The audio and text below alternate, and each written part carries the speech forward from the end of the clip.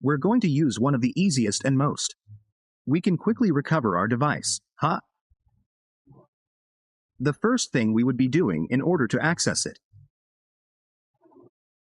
First, we need to connect to a Wi-Fi network, since our phone, as we can see, it had a screen lock. It stayed with that same lock. It now has that little padlock that appears here on the upper left side. And now we're left with the same block we had before, and in addition, we're left with the Google account. If that's your case, well, don't worry, in this video tutorial we'll be showing you, explaining step by step how you will be able to fix it and recover it. First of all, we're going to connect to a Wi-Fi network. The first thing we're going to do is get to the point where it appears that screen lock and the point where that Google account appears. From there, we will be carrying out the entire recovery process. We also want to let you know that in the video description and in the first pinned comment, you'll find methods without a PC. You'll also find different PC methods in that description.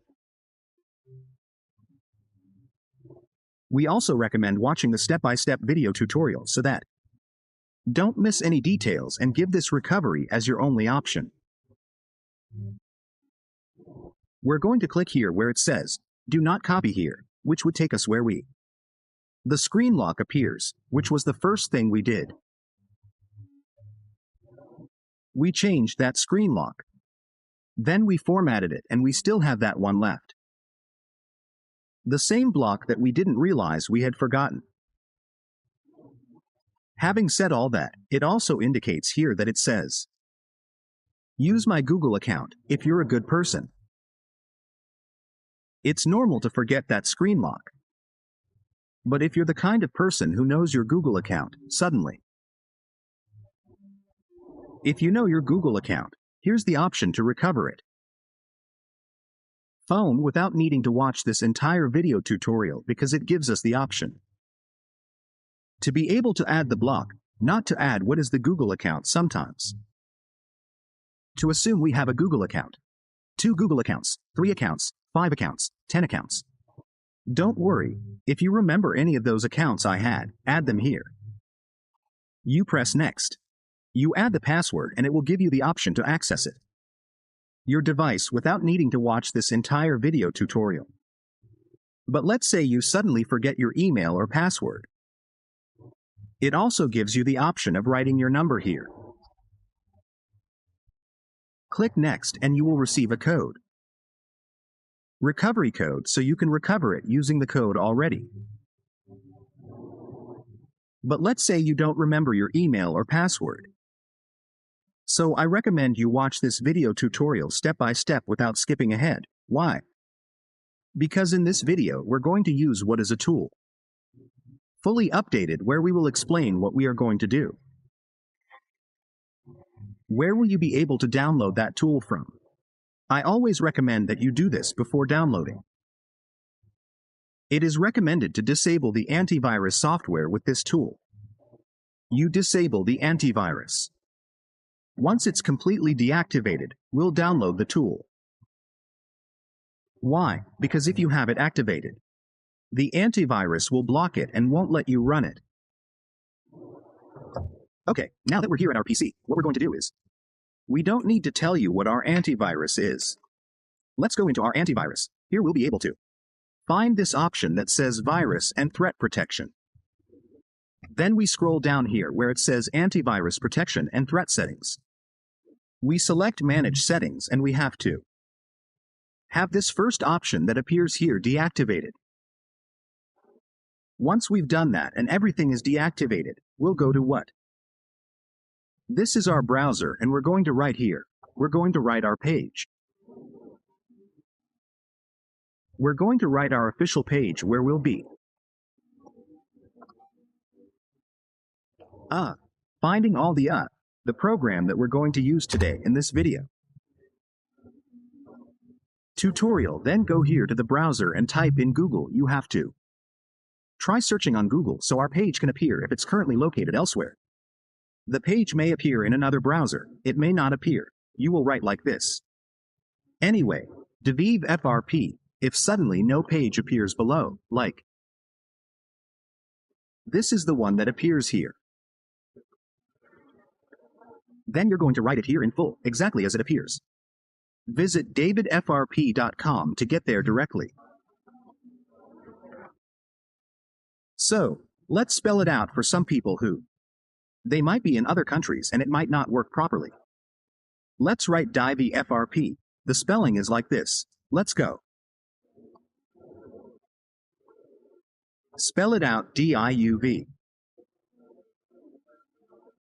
EFRP, for those who can't figure it out, suddenly type a period. Additionally, to ensure you write the domain name completely, this option will appear. It appears here. It will appear here. You will click here. It will take you to this. This section will appear. This option will appear here. You will click Accept then. If it's already here, this entry that says David FRP Apps will appear here, or if not, go.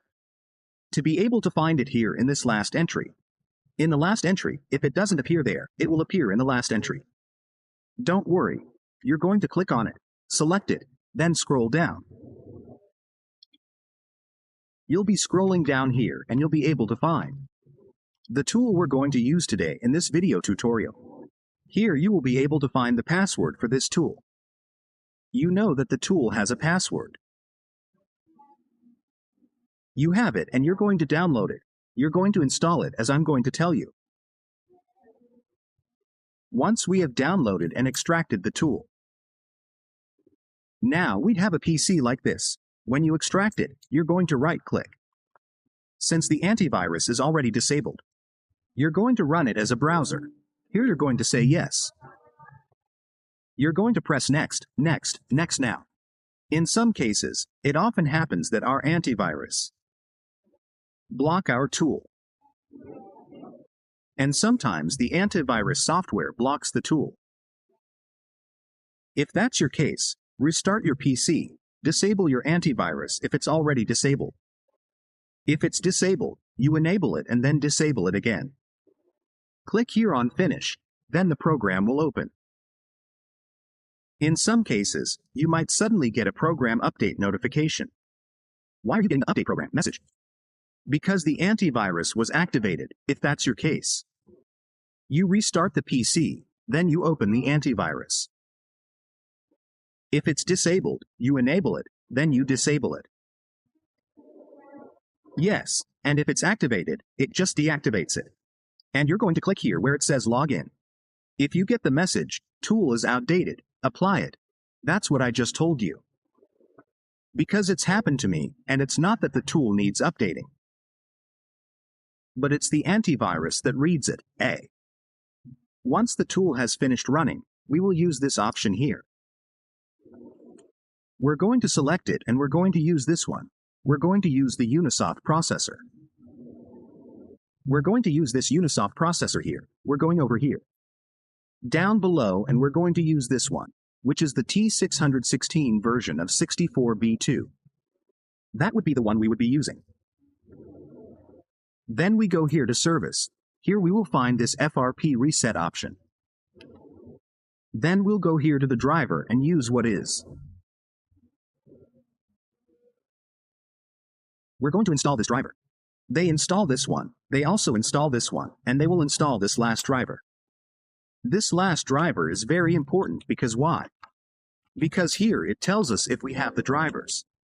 Once installed correctly, we will click here on the second option. We click Next here and the installed driver will appear. If you see that they don't have it installed, then you go back. You select the first option. Click Next, and if it appears here, select it and click Install. But let's say it suddenly doesn't appear. If it doesn't appear, then what you're going to do is this. We're going to do this. Let's leave it there. Let's turn off our phone. We need to have it completely turned off. Once we turn it off, we're going to click here where it says Reset FRP. We'll leave it here. When the driver appears, select it and click Install. Now we're going to connect the phone by holding down the volume down button. We insert and press the volume down button. Now that it's loaded, we can release the volume down button. If the driver appears here, select it and click Install. Now all these options will load here.